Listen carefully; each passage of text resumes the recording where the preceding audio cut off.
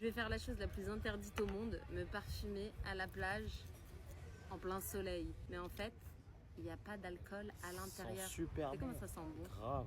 Les adorateurs de la fleur d'oranger, écoutez bien ce que j'ai à vous dire. Fleur d'oranger d'Ourika du Maroc, mandarine verte, bergamote de Calabre. C'est littéralement le bassin méditerranéen, c'est ça?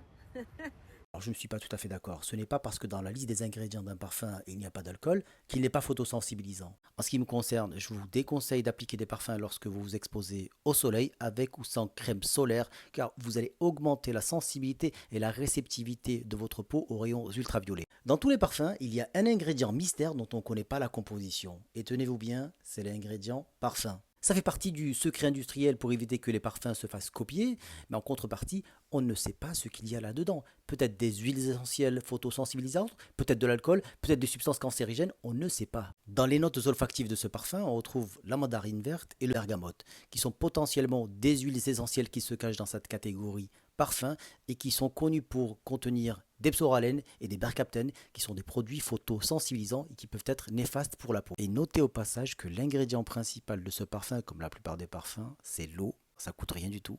Et les extraits de fleurs d'oranger amères, eh bien regardez, c'est le dernier ingrédient, c'est-à-dire il n'y en a quasiment pas en fait. Donc au final, pour plus de 100 euros, vous avez 50 millilitres de ce parfum qui contient essentiellement de l'eau, quelques touches d'huile essentielle et une quantité infinitésimale d'extraits de fleurs d'oranger. Alors je vous avoue, elle parle très bien, c'est un exemple à suivre en termes de communication.